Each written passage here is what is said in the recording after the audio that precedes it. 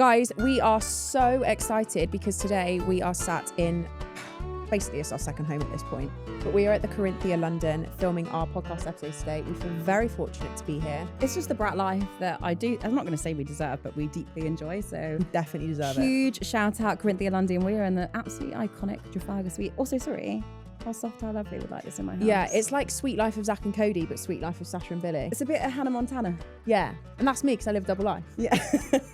So thank you so much, Corinthia London. We love ya. Love you, bye. Guys, you ain't ready for who we've got on today. It's the one, it's the only, well, I want to call you Em the Nutritionist, but that's not your name. It's the Emily English. Woo! Woo! But known as originally Em the Nutritionist, and I actually did call you that for such a long time. I feel like in my phone you're still saved as like M space the capital letter. Loads of people call me Space Emma as nutritionist. well. Emma? Emma's a big one. You're not yeah. an You're Emma. so not an Emma. No, I know, but I just adopted that because To people me, were like, "Hi, you're an Emma." M. Really? Okay, Yeah. yeah. And to 2 million plus people, you are their favourite chef, their favourite author, the most talented person Nutritionist. on Instagram. Guys, stop it. You're going to make me blush. Good. We come on this We- podcast every week. we really fucking love you. I really do. fucking love you guys. Can I tell you when I first fell in love with you though, right? Right. I'm going to set the scene for everybody. All three of us were very fortunately taken on a Nukes brand trip, weren't we? Mhm. And we turned up to the airport and obviously I'd already been a low-key fan of Em the Nutritionist. And then I was like, oh my God, she's here. We're in the lounge. Everyone's popping off, getting their bits or whatever. What does she pull out of her handbag? The chicest fucking silver stainless steel Tupperware you've ever seen with her breakfast pre-prepared from that morning. It was like 2:00 in the morning, wasn't it? It was so early.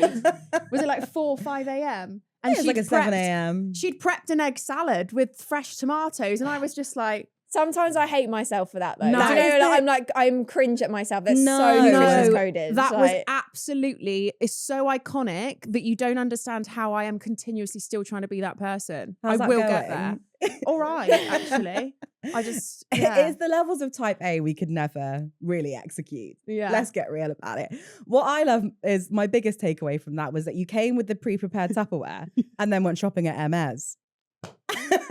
I'm a woman of balance. What can I say? It's What so can I true. say? Look, save on breakfast. Buy yourself a pair of shoes. Do you know what? I just think I'm getting ripped off with an egg pot from Brett, but talk to me about a pair of Hermes slingback Yeah, sliders, and fair. I'm in bargain. Cost per wear, same. Exactly. That is a businesswoman mindset. Speaking of businesswomen, let's get into it, right? Let's do a summary of how you became Em the Nutritionist from Emily English. Give us the headlines. How did this empire, in what feels like a relatively short-ish amount of time, happen? So at school, I was always a science buff. Like I loved the human body. Always like biology, biochem, all of that stuff. And I thought I wanted to go to university and do maybe some sort of research thing or biomedical sciences or in that category. And the other side thing that I loved was food. Like my family are obsessed with food. Eating around the dinner table is really, really important to us. My granny was actually a chef. So my first ever job was in her restaurant. And I used to go every Sunday morning, used to do 3 hours. And I just lived and breathed it. Like it was so fantastic. But the funny thing was, it's like I never ever connected the science with how I ate. And I think it was I was 17 and I must have been just got into sixth form and I went to V Festival. I just got back from holiday. I was tanned. I was blast from the feeling past, great. yeah. Yeah, blast from the past. I'm pretty sure Obviously, it was I like don't know what Rihanna that that is. year. It was amazing. Yeah, no, I remember that year. Yes, It was iconic. Iconic. Incredible. It's like a day festival, like a Oh. music fest. Yeah. Yeah, I stayed over though. Oh wow, she's a Yeah. bold girl. Oh yeah. Yeah. She was wild. She was Friend, living, friend, yeah. a little bit but I get a tap on my shoulder and someone says, "Oh, do you want to come and do a casting shoot at ASOS?" And at that time, I was like shocked on ASOS, like as that was like the god tier platform for e-com. And I went, I had this test shoot, it went really well, and they started booking me. So they started booking me 1 day a week, even when I was at university. And I started to sell really, really well. I think just because I was just relatable girl next door. And it was so good for me that I decided to defer going to university because I was like, this is very lucrative, like great money in fashion. And I got into that for kind of a year. All my friends went off to uni. I was pretty isolated. So all I would do was kind of like go to work, come home. And I remember like obviously just like growing up, starting to travel more, eat out more, and I had the most amazing month in America. I'm pretty sure it's like the second time I've like ever been on like an airplane. And I came back, and my agency, I had got an agency by this point, and they sat me down, took Polaroids of me in my underwear, which is already quite like exposed Yeah. and raw. And they tell me that my thighs are shooting too big and I should lose a little bit of weight. And you guys know I'm tiny. Like my hip bones have not grown probably since like the age of 12. I'm small. Yeah. And I remember it was the first time I think I'd ever taken critique on my body. And I don't know why. How old were you then? I was 17. Oh yeah, Yeah. that's Fucking rough. Yeah. Wow. And I don't know why, but it was like a switch went off in my head. And suddenly I came home and I remember my mum had made I think she made like sausages and mash or something, like, or pie or just something that mums make. And I was like, I can't eat this, can't sit down and eat this because like this is making me fat or I need to lose weight.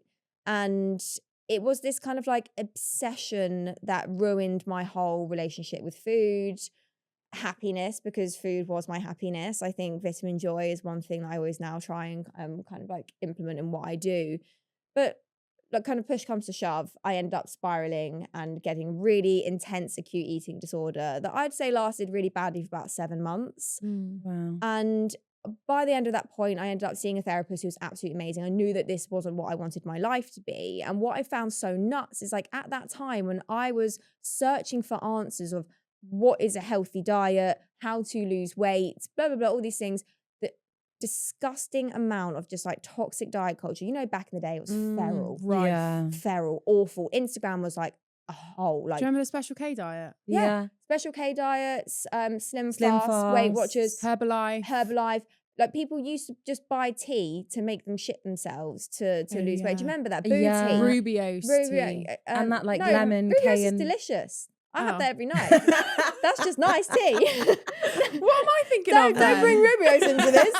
I don't give a bad Rubio's PR. celery soup. I mean, the list goes on. Yeah, but Oh it yeah, goes the on, celery yeah. diet. I don't know. Bad. And I ended up going to university. I ended up studying nutrition, and I went to King's, which is like one of the best universities, some of the most incredible Smart girl. academics. Smart girl. Yeah, you're so smart. Thanks, babes. I wouldn't sound surprised about it. No, I'm not surprised, but like, just I need to confirm that for everyone. She's smart. A lot of people Intelligent do. girl, They yeah. kind of don't kind of really understand that I actually really do love the science. So I went to university, loved doing the degree, but one thing that I felt really detached about still was food.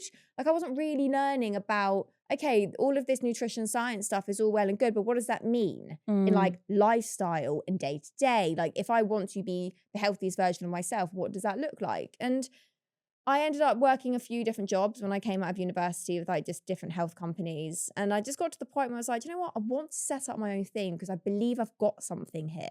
I've got this thing to be able to marry like the science and the soul. And I ended up setting up a little clinic. COVID happened, which was kind of a good and a bad thing because it meant I could do everything online. So I started putting money behind Google ad spend and writing bespoke meal plans for clients who loved food but wanted to achieve certain goals. Maybe they wanted to work on their gut health, their skin health, they're getting married. And I started writing these recipes for them out of my head. And they'd turn around to me and be like, this lasagna was life-changing. Can I share it with like my sister? You should have an Instagram. I can't believe you don't have an Instagram. And I was like, yeah, do you know what? Like, I didn't even have an Instagram at this point, like a personal one. So I set up M the Nutritionist. And OG. OG. And if you scroll back, like I used to just do stills or like pictures of food or things that I ate. And then Reels became a thing. And I was like, I'm just going to start filming me making a lunch that I would normally make. And it honestly all just spiraled from there. Wow. And then word of mouth, people making my food, loving my food. That grew into my first ever kind of brand deal. The brand deals then kind of grew into my first ever cookbook deal.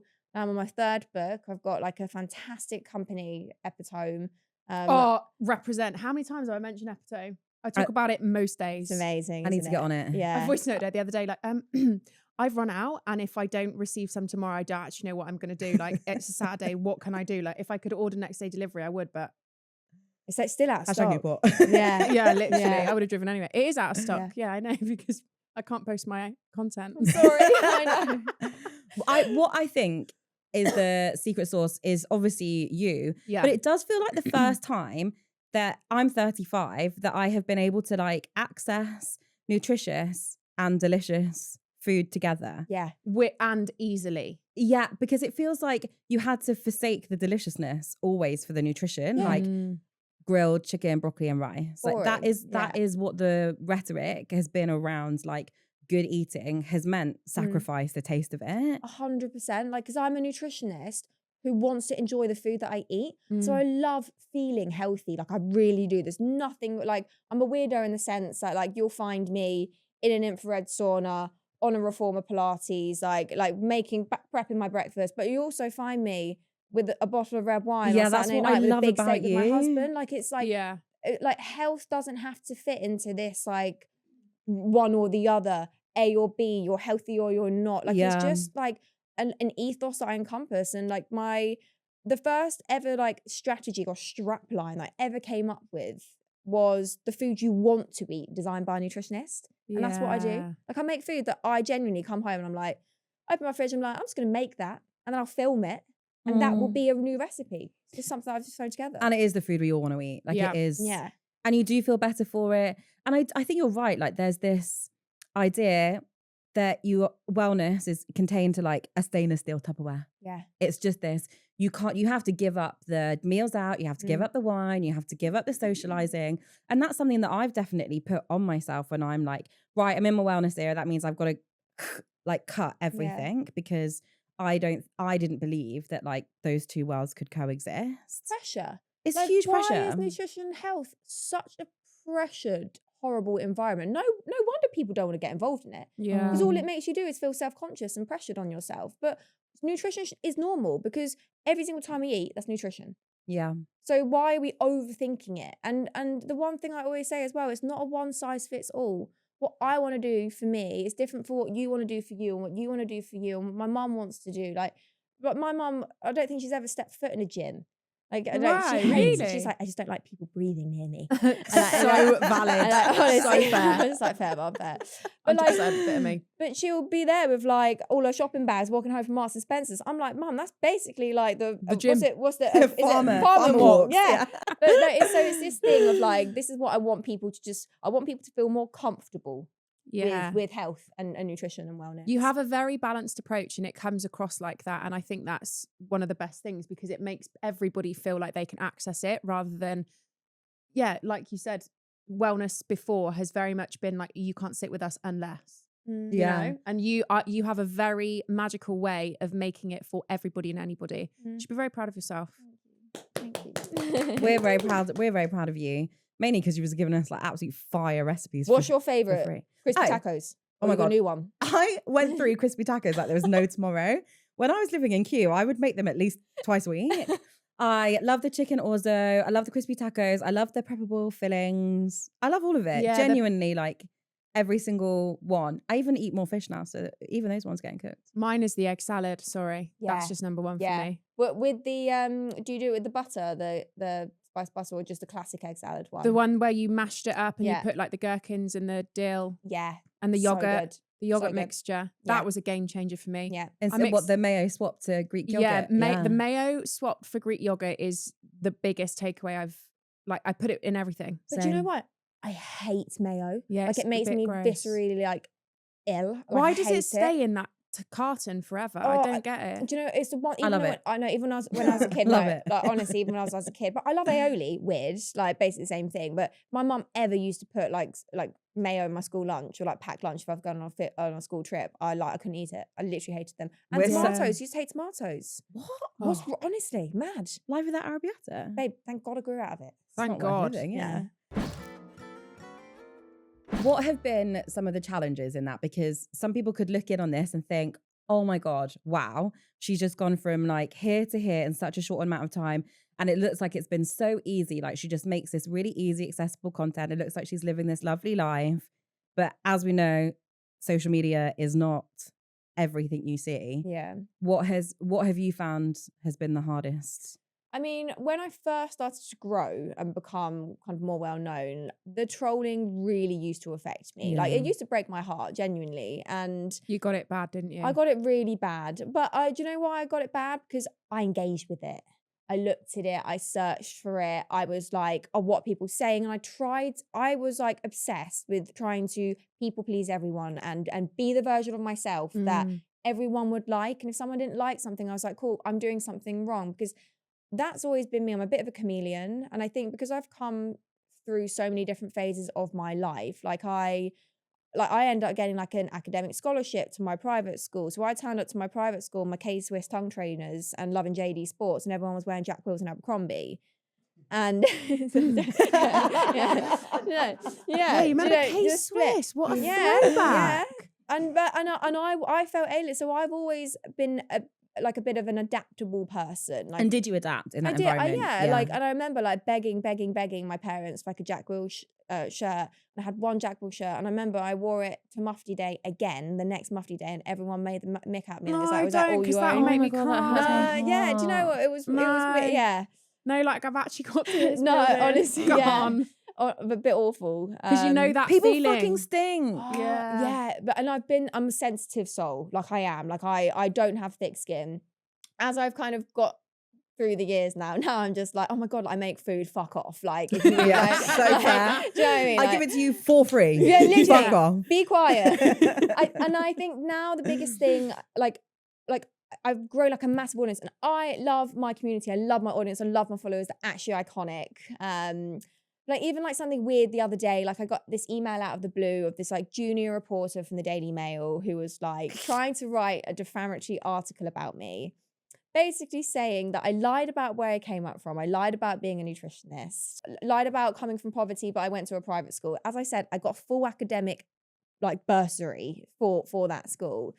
And I felt like it was the most awful 24 hours, because I was like, it doesn't matter if there's truth behind it. If someone's going to publish lies, it's like wildfire. It spreads. So then there's this kind of issue of like feeling like I'm constantly living on like this tenterhooks of like a bomb could go off or anything could happen, what's going to come out, or am I doing this right? Am I saying the right thing? And I think then living in a world of like cancel culture and pressure and all that stuff, like I do find that hard. I'm very lucky that I've got amazing friends, amazing family. My husband is just like my best mate, love of my life. And I try my best to be able to make sure that I do what I want to do, which is give people healthy, lovely, enjoyable, fun recipes. And it's hard because obviously my life has changed a lot now. I am very successful. Like I have been able to monetize what I do. I've created an incredible business. Businesses. And that should be so celebrated instead of someone thinking, okay, wow, we see this ascension, we see this growth, we see that she's making absolute buck now, people as you should. And it's so fucking wrong. Like, why? The problem is you're never ever going to get away from the fact that anybody in life who does well will have to be dragged down at some point by the people who cannot bear to see people do well. Like that is just copy and paste what's always going to happen. Yeah. And that's why you should always remember that it is never about you.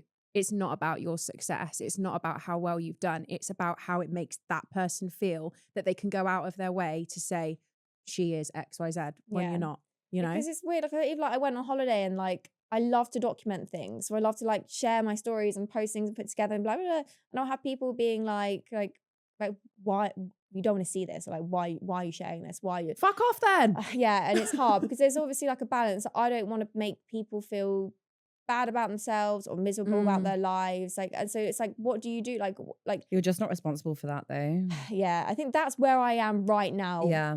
In how I'm trying to navigate it, because I'm still I'm trying to break out of that like people please every single person. It's really difficult though. Like, I think you have to accept that that's a really challenging process. It's not something that happens overnight. As someone who is trying desperately to do this, it's not like I wake up one morning and think, fuck it, I no longer people please. Like, you can't, because it's inherently in your bones to behave in that way. And I care. Of course. And that's what it comes down to. Like, I care about not just people's perception of me, but I care how people feel. Yeah. So I feel bad. Like, it's really hard to explain to someone who doesn't have the same tendency. It's like, I feel bad that they feel bad. Like the emotion in me is shared with them. So I'm trying to like counter how they're feeling by changing my behavior because I feel what they feel. Yeah. And that's how you're feeling with your audience, and that you're like, okay, well, maybe I should pare that back because I wouldn't want to feel that way if I was in their position. But actually, it's just not your responsibility. How they feel about something that they have consumed is their feelings. I think it's not yours. Yeah, 100%. I think people have to remember as well, like when you view people online and social media, like Instagram is the new Hello magazine. Like it's the new kind of like, you think that you know people, or you dehumanize people who have big influence, and you become so critical of them. And even like you'll just look at public figures and you'll instantly judge or assume that you know their lives. And it's even like the silly stuff with like, I don't know, like Justin Bieber and Hailey Bieber. And like and Brooklyn Beckham and the Beckham things. Like people just, you think you know it all, but it's like you know nothing about what actually is going on in people's lives. And you look at them like they're a brand, not a person. Yeah. And when you get to the levels of like if you think about what 2 million people, what are you on? 2.2? 2.1, nearly 2.2, yeah. So if you think about round it up, what that is, it's a country. Yeah. That's the eyes of an entire country, like a substantial one, looking at you. And that is a huge pressure. Yeah. And they are looking at you not as like a friend that we know you as and like a gorgeous, wonderful human being. Many of them are looking at you like that. But so many of them, as you say, when you're going through Instagram, they see a brand. And it's so hard, or do you find it hard to like disassociate the two? Yes, because I live and breathe what I do. Like I love what I do. There's nothing that brings me more joy when I create an amazing recipe and I film and I'm like, oh my God, I can't wait to edit this. Can't wait to share it with everyone. Can't wait to do my 3rd book. I'm just about to like do an app, which is, I'm so excited about. Like, I love doing these things for the people who like engage and want follow. To receive all of that. I want to receive all of it. Like I genuinely love it. Like, and I wouldn't change it for one. I'm so lucky. I'm in such a privileged situation. The things that I get upset about, I think are caused internally. So I think if that's probably the thing to just work on, is just like to not be as effective because one person doesn't agree with something or like something. Like, don't ignore the whole massive group of people who are wicked. And honestly, when we told people that you were coming on the podcast, like the response is, oh my God, I love her. Oh. Like that is the overwhelming response. And I think it's because you genuinely have like given people such a gift of like family time, meals, like nourishing themselves, time, like so nice to like cook and sit on the sofa and watch TV and be like, oh, delish, and good for me. I love it when I see all of the little girly pops doing dinner parties all together on Saturday, like making my orza. I'm like, iconic. I love it. I literally love it. And the world is full of beautiful, kind, amazing people. And I think so often, like, we look at what's in the news right now and we read headlines and it feels like there's so much hate. And but there isn't. Like, love does conquer all. And I genuinely believe that. And I think be a good person, know you're doing good in the world, project that goodness, and the good people will always conglomerate. I do believe that. What a word. Conglomerate. Go on. Well, I was going to say, you touched on it a little bit. So obviously we've focused on the success that you've accumulated so far. What's coming up? Because I heard you say that there was an app and I want to know more about that. No, so the app is something that I've just self-funded. It's been an idea of mine for a while. I'm like, can I make this happen? So it's basically like an AI integrated meal planning app that utilizes only my recipes, that you tell it, hey, look, I'm a busy girl. I only want to make lunch and dinner like 5 times a week, or I'm away across the weekend. I'm pescatarian and I want high protein, quick, speedy meals. And I go, put it all into a meal plan, all nutritious recipes for you. Then it would translate it into a shopping list with exact amounts. So, you know, if you've got like 200 grams of carrots in that recipe, 200 grams of carrots in that recipe, it'll tell you to buy a 500 gram pack. And then what we're hopefully trying to do now is get that to be exportable into Ocado. So you can just click buy now, it'll all export and you just click it. Oh my God, the time you're giving us back. Sick, no, yeah, but this is the thing. That's I'm like, so good. Yeah. Oh, I said it first. Yeah. So good. Which is super, super exciting. Epitome is flying. Off the shelves. Flying off the shelves. Oh, God, we can't keep us in stock. I think we're pretty much like one of the fastest growing health companies in the UK over the past year. Epitome changed my life. It did. Like there was a... Is it so good? So good. Like Becky will tell you, I talk about it all the time. But so obviously, you know, I went on GLP-1, Yeah. but things changed for me 6 months into that. And that's when I started taking Epitome. It's incredible. It like the two have worked together so well, and I cannot be without. I'm so proud of it because it's genuinely like I made that brand. I made that product from the ground up. I put every single strain that was in there. I designed it. I'm so lucky that my business partners, like, they're fantastic at doing all of the other stuff that like I don't need to do. So I just kind of like push the kind of like the conversation, the storytelling. I design the product, and it's just, I believe, the best gut health supplement in the market. We just raised fundings. We just closed. Oh my God, well done. We're just really exciting. Congratulations. So good, yeah. I feel like you keep coming up, obviously, on my general feed, but like specifically talking about it from a PCOS point of view. And I'm so keen to like really conquer that this year. And I feel like that's my gateway to the fixing gut is everything. 70% of your immune system is built in the gut. And I learned that at an Epitome class. And there's obviously so much correlation between gut and brain. Well, I always say, so my best example of how connected your gut and your brain is, you know, whenever you get nervous, you've got a job interview, you've got a big event or something, you get the butterflies in your stomach. That you're going to shit yourself. Yeah, you need to go to the poo. That's because Go to the poo. That's my favourite phrase ever. I can't just say shit yourself, can I? Like, well, we worse. would, yeah. Defecate. The need to defecate. But so when you get that nervousness, you actually have a visceral reaction in your gut where water gets pulled into the bowel and it makes you need to go to the bathroom. And that is directly linked to your emotions. So then imagine if you're constantly stressed, you're running around, like you're not having a very good time. That is directly communicating with everything that's going on within your gut. It does make so much sense. It makes so much sense. But it's one industry that I love being in. I'm really excited to see where it's going to go over the next 5 to 10 years. Yeah. I think the issue as well with the supplement industry, it's very unregulated. So there is a lot of shit out there. Like even I say, oh, I have like a symbiotic probiotic company, and loads of people are like, they don't work. And I'm like, well, ask our client base. Like, tell the person who literally has suffered from IBS for the last 15 years, taken Epitome, and finally they can go out and eat in a restaurant. Tell them that it hasn't made any difference. Yeah, come and ask me, I'll tell you. Yeah, no, ask Sash. It's Yeah, true. do you know what I mean? It's true. Yeah, She is the number one fan of I do Epitome, talk about it a lot, don't I? I've been saying to you for Of ages. course, like we have to make sure that we like stick to science and we're science backed. But I honestly think if something is not harming you or taking away anything from your life, why not give it a try? So true. And sometimes these people who have these like crazy biohacking routines and people are like, oh, this load of bullshit. I'm like, just let them do it. Because if they want to scrape their tongue with a copper scraper and they like to wake up at 5 a.m., it's their body, their choice. Their life. Their What life. is biohacking? Basically where you hack your biological age to make you like cellularly a lot younger, longevity, all of that stuff. There's a thing called senescence. It's like really gets into the science. Yeah. But senescence is essentially like as you age, your cells start to die. And senescence is the osmosis of the dying cells that go into the cells around you and spread and then age you further. But biohacking essentially stops the senescence so that cells don't die and don't spread. God, I am sandwiched in between two very fucking smart girls. And I am the filling. The filling is the best part. Are you preppable? I am preppable, and I come in a stainless steel container. And you're made with Greek yogurt. I'm made with Greek yogurt. Quite literally. And very eggy. With great gut health. I've seen a clip that I really want to talk about. Yeah. About you making your first million. Woo! Because that is fucking huge. So good. Also, can we just talk about you've made your first million by what age? I was 29.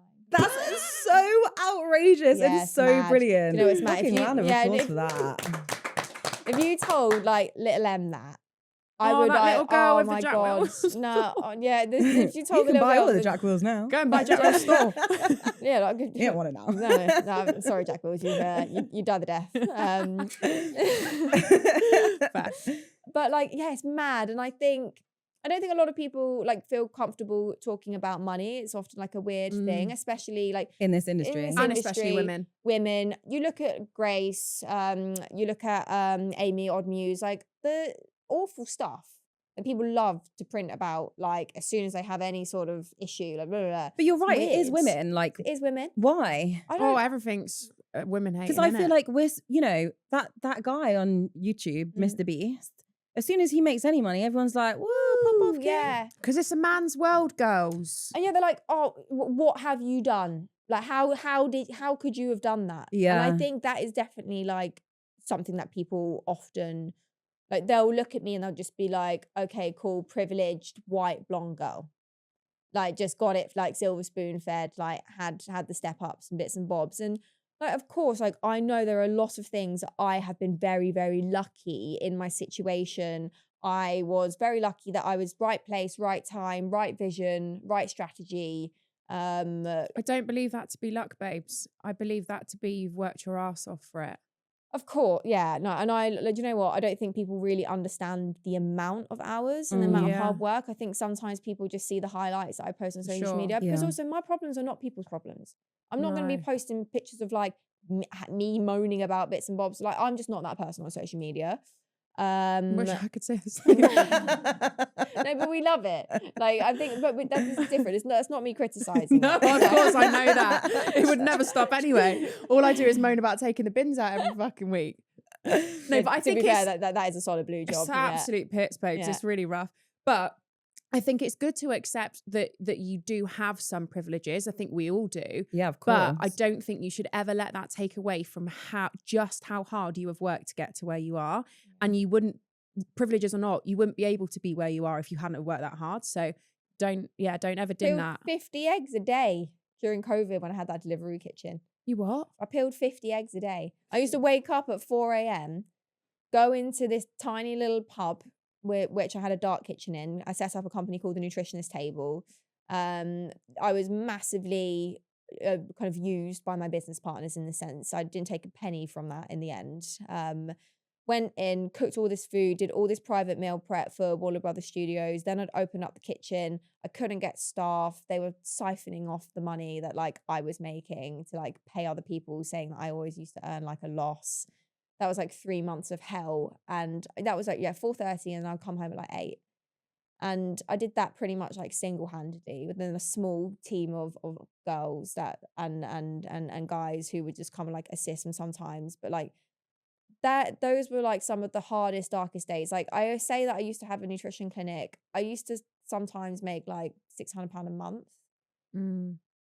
Peeling eggs is really hard as well. Can we just go back to that? Sometimes it does send me over the No, edge. but I've got a method. You not use my methods. The ice one. Yeah, but sometimes I don't know what I'm doing wrong, because sometimes if it peels a bit of the flesh, I could throw it at the wall. I know Yeah, that's a do me you think problem. you're boiling it for long enough? Well, I know you say 6 minutes, but I use that little egg thing because I don't trust the 6 minutes when I drop it in. Because then I'm worried it's going to that's crack. overcomplicating it. The egg thing. You just got to trust the water and the saucepan. 6 to be enough. minutes, rolling boil, straight into ice water. Like, not just like a little bit of ice. You've got to be So a lot generous. of ice. Yeah, Right, like that's you're where making a I'm nice going wrong. cocktail. Yeah. I'm not putting enough ice in. I'm Yeah. doing 3 cubes, me. Oh, no. 2 handfuls. Yeah. Yeah. Well, imagine the hot eggs have to stay cold in that ice water. If that ice water's coming tepid, you're not getting the retraction of the membrane from the shell. We've Do you want to cracked hear it. my? Do you want? Do you hear that? Do you want to hear my hack though? Tell me. Not my crack, but I face plunge the water first, just so I can get a little bit of snatch, cryo. bit of cryo, You and then do face the eggs. plunge You like your face in the egg. No, before the eggs touch the water. Obviously, you like- just got a bowl of water with ice. I'm like, don't waste the ice. Let me get some benefits from that too. And then do your eggs go in your skin water? Yeah, but Not for me. Yeah, but in the shell. Yeah, but then it Bills, seeps this through is the rogue. No, Yeah. I'm not. Oh, I'm not vibing I think this. it's two. Because It's then two it in one. seeps through the shell, right? Snotty. No, guys, what is getting through a Right. shell? Remind me to never have one of my prepped eggs Yeah. at your gaff. Whose house you coming to for dinner? I love my eggs in my face bar. Thanks so much. That's actually hilarious. Sorry, now we've spoken about Billy's cryo and our egg hacking cracking. We want to circle back to you being a business boss bitch and celebrating your million. What did you do to celebrate becoming a millionaire?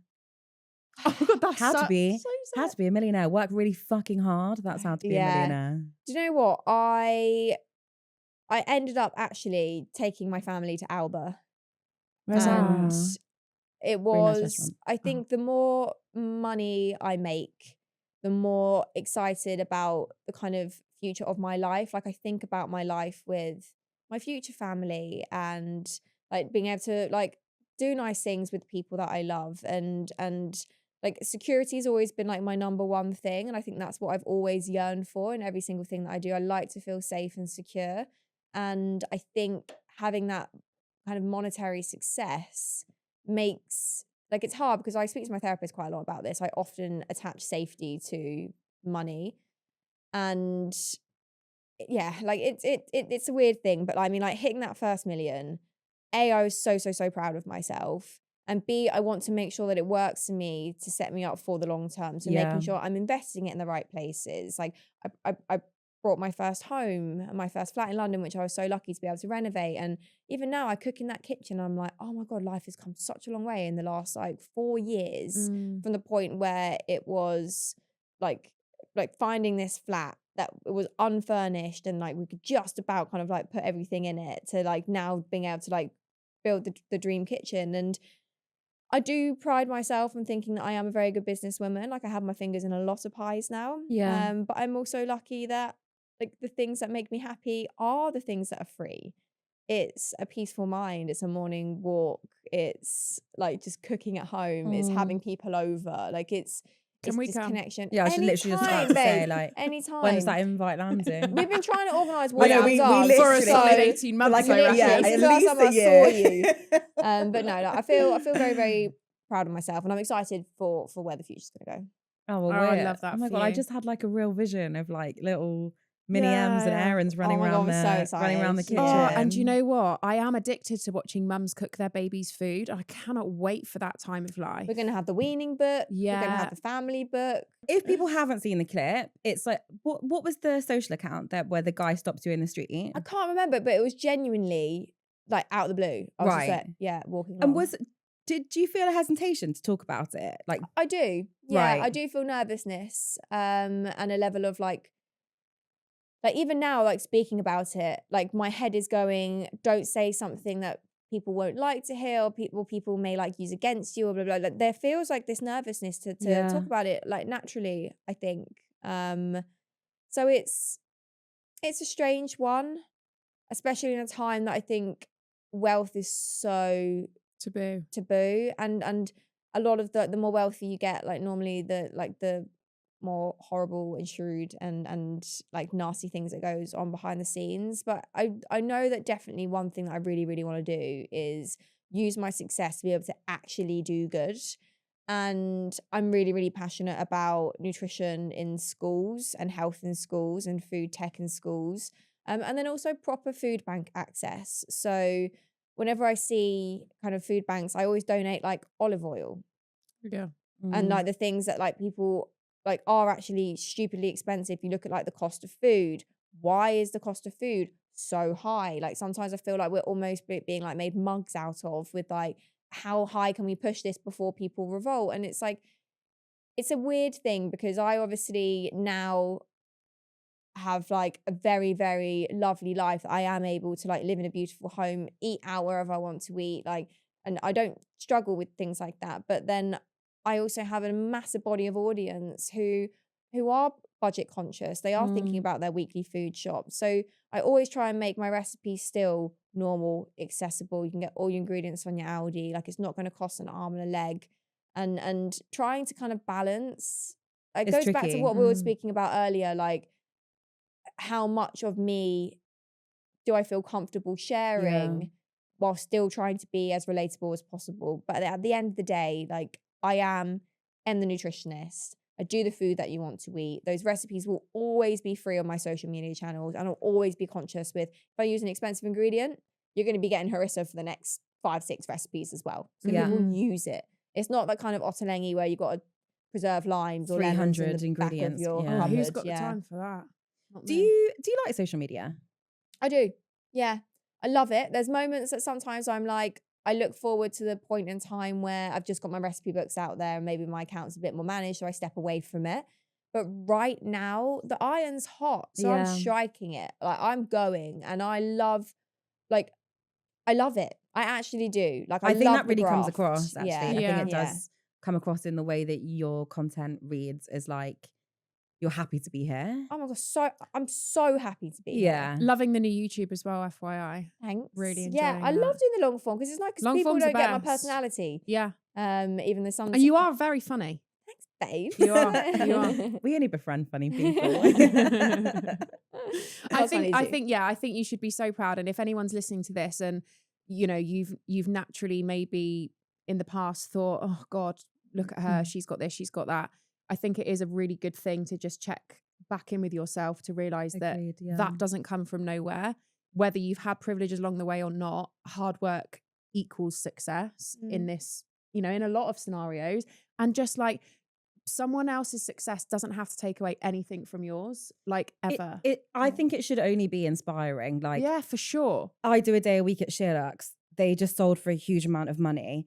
Instead of being like, oh yeah, great, another like found a business that's made 40 million. I'm thinking, I want to be a fucking founder business that makes 40 million. Yeah. That's incredible. Like the rocket was lit up my ass. Like, right, let's go. Bang, Yeah. bang, bang, bang, bang. And I do think it is reflective of like the individual if they're looking at that being like, oh, a blonde privileged girl Yeah. making $1 million, like to give me a new story. I'm like, that is you're projecting how you're feeling and inadequacy in your own life about someone else's success. Yeah. It has actually absolutely nothing to do with yours. Like, the graft, what you've done, the hours you've put in, what you've given to people was a gap in the market. Like, it was smart business. Literally, I saw the gap and I stepped into it. I didn't even just step, actually, I jumped. And I anyone went head else, first. yeah. Yeah. And then anyone else could have expanded done it. it. Yeah. Anyone else could have done it and they didn't. You did it. If you have So go. If you have a something that you truly believe in, like viscerally, like this is so, like I just know this is a thing, I guarantee there's a small community or a large community who also believe in the same thing as you. You just got to do it. And we are more able to create a brand, create a business, publicize ourselves off our own back, film our own content now more than ever. Go back to my parents' age. Like it just didn't work like that. And I'm not saying that like, oh, every single person is like has the same hours a day or has the same opportunities, but like it can be there. You can create your own You can opportunity. create, Yeah. yeah. Let these stories inspire you. Don't let them take away from. Yeah, and I've had failures. 100% I've had failures. So many failures. I look at my like nutrition clinic. That was not a successful thing. I've worked in jobs that I thought, okay, this is going to be great for me, and I hated. Yeah. Miserable. My delivery kitchen like it started to do really well, but that was a failure. It's okay to just get knocked back down, but you get back up again. And I have done that multiple times until it worked. And I do think that builds your confidence. Like, to fail at something is a good thing. For sure. You cannot learn from your mistakes unless you make them, period. Yeah. Amen. I want to go back in time. This is us rewinding the tape. To when you were 17 and you got given that horrendous critique and you were going through this awful time. How do you go from feeling like this about your body to clearly where you're at a really positive place in your body now? Like, what does that journey look like? I think the thing that people need to remember is just because what someone looks like doesn't necessarily showcase what's going on inside in someone's head. Yeah. So you can see someone who looks perfectly healthy but has a terrible relationship with food. Mm-hmm. So just because someone is looking a certain way, you can really don't ever judge someone or assume that you know what is going on in people's minds, because a healthy body is a body that has a happy relationship with food, and you can do whatever you want to do with it. So if you want to travel, dance, go here, do this, like that is a healthy body. As long as your body isn't stopping you doing anything that you want to do and your relationship is coming from that very good place.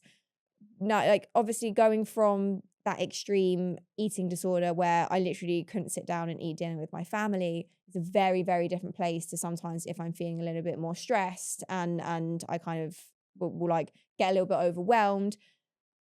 It's just a different thing. Like now I'm also in the lucky position that I have the time to train, exercise and move my body in the way that I want it to. I am obviously a nutritionist by trade, which means that I can eat very, very well for like literally like 85% of my life, which means the other, what is that? 15.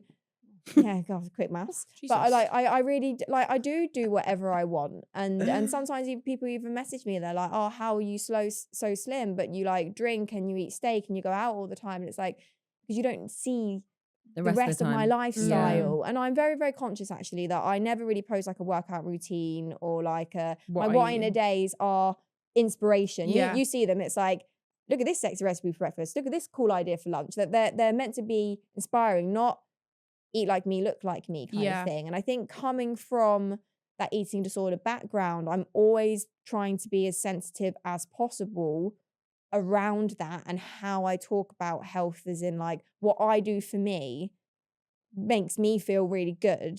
And I mean, I can tear up that carb mega reformer like no tomorrow. And also, that workout is no fucking joke. Babes, I'm so scared of carb. I go to war. And count me out. Could never be me. no. What's carb? It's like reformer on crack. It's more like Legree. Yeah. But it's funny actually, the one thing that I've been getting like a lot of like criticism at the moment, and I like it'll be interesting to like hear your guys' opinion, but the amount of people who tell me that I'm too skinny or like I'm gross or like, and I'm just a bit like, guys, like this is just exactly the same as like turning around to someone and being like, you're too fat. Like you don't know what I do in my life and how I move and what's going on behind the scenes. Stop criticizing people's bodies and what they look like. Yeah. I mean, I think we could do another podcast episode on this subject alone, but you said it. We need to stop commenting and having opinions on women's bodies. Literally. Like, it's not okay. Because I don't see that stopping though. It's not going to stop, never but going that's what would be needed. Do you know what disgusts me is when people criticize pregnant women's bodies. Like, That's oh, horrendous. she's got too big, or she's too skinny. Like where's the baby? Stop it. It just annoys me, because like the thing that I always like used to encourage when I used to speak to my clients, I was like, how do you feel? What do you want? What makes you happy? Vitamin, joy, all of these things. Like, health without a healthy relationship with food or your body is nothing. Yeah. And you can either have the best balanced diet in the whole wide world and move 5 times a week and do 10,000 steps a day. But if you're not happy, or you feel like a prisoner inside your own mind and inside your own body, what's the point? Like, literally, what's the point? And I think that's something that we can both really relate to, as in that was kind of the catalyst of you starting your journey with GLP-1, was your relationship with food. That has been my continual battle since I can remember, is my relationship with food, and then the impact that has on my body. And obviously there's lots of ways to like encourage that improvement, but it is so hard. And so when you get those comments, like, what's the initial reaction? I feel embarrassed, and it makes me want to like cover up. Yeah, it is, because it is weird, because obviously, like, just because I had an eating disorder and I'm like small now doesn't mean that like I have an eating disorder kind of thing.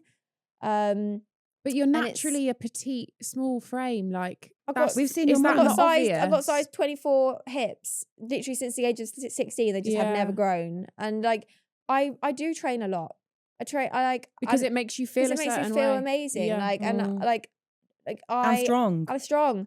And like, I eat a great diet. Like, I'm fine. It's one of these things. So I get, it's hard because obviously sometimes like, I have gone through like a very stressful year. Have I lost weight? Yes. And this is probably like the first time like I would ever like publicly talk about this kind of thing. But because I don't want to, it's not part of my story when I'm doing my food. It's irrelevant. It's irrelevant. Yeah. Like, what I weigh and of course, like what I look like and what I project is really important to me. And I want to make sure that I'm projecting that healthy body that isn't making anyone. I always think, what would little them need? I don't want to trigger anyone kind of thing. You're basically saying that like how your body is and goes and fluctuates is nothing to do with what you're projecting, because you're a small frame, and that's that's just the way it is. You're fueling yourself in every way you can, both with healthy diet and relationship with food, and with your relationship with exercise, because it makes you feel a certain way. How that then presents to other people is the same as what we were talking about earlier. That's their problem. You know what your integrity is with that. Right. It's like people get annoyed at you for maybe wanting to like change your body or like improve Yeah. your fitness. Like Yeah. I'm sure like even like you going on GLP-1s, people are like, why are you doing that? Oh, I'm struggling with it more at the moment because it seems to like it's been such a slow, long process for me. It's been like 18 months and I've done it slowly for a reason because I was absolutely dead set on doing it permanently. Like I have to heal my relationship with food for good because I cannot live like this. And I knew that the only way I was going to do it was slowly. So I'm still only on the second dose after 18 months. And my relationship with food is the best it's ever been. But what it's now bringing up for me is being able to now reflect on all of these past versions of my body and realizing the headspace I was in connection to that body. Does that make sense? Yeah. So like, this is the first time in my life that I have fueled my body with love, with both exercise and food, which is exactly what you're saying you do and live and breathe. But it's highlighting to me that prior to this, it was punishment and disgust and hate. And that's like so much for me to unravel. And I think, you know, all three of us will understand that when you are online and you do have a social presence, you feel somewhat a responsibility to, you know, represent or be that person that someone looks at and they think, oh, but she's like this, so that's okay for me to be like that. But the reality is we can't please everyone and we can't be the perfect role model to everyone. We've just got to do everything that we can to fuel ourselves with love, and then that'll project out anyway. And I do really feel that from you. Like, I don't look at your body and think, fucking hell, she's tiny. I look at you and think you are so healthy and happy and full of love. And that's such a wonderful thing to look at someone and see. Yeah. You know what I mean? Yeah, glowing girl always. But Glowing. I do think you radiate because you have put so much nutrition into your body. Yeah. So those pomegranate seeds. Yeah. Yeah. She's That's a why your glowing skin girl. looks peng Yeah. 24/7. But you are also a human in the world who is the external factors are going to have an effect on your body. Weight will Yeah. fluctuate. 100%. Like stress will have an effect on your body. That doesn't have anything to do with the nutrition that you are also ingesting. That is, there's stress, there's anxiety, there's like chronic worry, there's trying to navigate the world as a business owner, as someone who's trying to show up as a partner, as a friend, as a family member. Like all of those things pressures will somehow like take their toll. And sometimes it's completely out of your control. Like for some people that's weight gain, for some people that's weight loss, for some people it's hair loss, for some people it's like a lack of sleep. All of those problems aren't like an overnight fix, but they are also like it's not a purposeful doing. And I think like the main takeaway is like just stop commenting on people's bodies. Yeah. Because you do not know what's going on. Shut like, up. behind the scenes. Like, shut up. We have got some really fun quick fire questions to finish off. Because we love a high-low here. Cool. We'll go super deep and then we'll like swim back to the surface. Yeah, Let's do some basically, bullshit now. When we get too far, we're like, nah, fuck this. Come on, pull back- the come submarine out. back out. Okay, so I just want you to know for context, Yeah. it's called Quickfire. Okay. Best date night spot in London. Martino's is so sexy. Oh no, Dover Street. Dover Street. All of them. Or Dover Street Dover Street Counter. Counter. We've been to Yeah. Dover Street Counter. No, not yet. Oh, let's go. Martino's. I got a Dover keyring Street. that gets me 50% off. Oh my God. Yeah. Yeah. It's I'm gonna say also Dover. all owned by the same guy, Martino. Actually, do you know what? I'm just writing this down. Take notes. Okay. Favorite sandwich filling? I'm gonna have to say, do you know what? Tuna and cucumber and a baguette. Slay. Rank in order your top 3 supermarkets. And can I just say, if our number 1 is the same, then we're destined to be in each other's lives forever. Unfortunately, she is It's contractually Marks and obliged to Spencer's. say No, but it is the best. Oh, okay. So we're not probably You're not way- soulmates. I'm so Yeah, sorry. sorry to about break that. it. But so Marks and Spencer's, Bailey and Sage. That's probably the most All right, bougie. West London answer ever. Yeah, but this bougie. Tell me that your I'm a millionaire postcode as well. I can shop Bailey and is Sage. I never heard of SW. And then number 3. Do you know what? Long live Sasbo's. I Sainsbury's. fucking love Sainsbury's. Give me a nectar point any day of the week. holler at Sainsbury's is Sains. great. Jack of potato or mash? Just a little potato Oh my one. God, jack and potato. 100%. Crispy skin, eh? Yes. Loads of mold and salt. Olive oil. Mold and salt. Yeah. Mold and salt. Yeah. Modern Shaw. Mold and salt. I was quite No, excited. on the outside, yeah. Yeah. Okay, so this next quick fire is smash or pass. McDonald's. Pass. Never. Yes, I actually don't like it. Slay. I'd much rather have Chinese. Oh, that was my next one. Okay, Chinese fair. takeaway. Just smash. Smash. Nandos. Smash. Really? Yeah, I love Nandos. Cereal for breakfast. Pass. It's a Cold. snack. It is a snack, yeah. Cold pizza for breakfast. Hot piece of breakfast. So you'd heat it up. Yeah. Iconic. Put an egg on it and anchovy. Oh, wow. It's really good. Someone who orders for the table without asking. Depends what it is. If it's me, smash. Yeah, I'm so fine with that. She's doing God's work at that point. Last one, fasting. Pass. So fucking good. So good. Thanks, guys. Guys, I love that We so love much. you, Em. Thank love you. you. Thank you so You much for deserve spilling with every us. ounce of success that you've got and is coming your way. So we always finish off by saying, love you, bye. Love you, bye. Love you. Bye.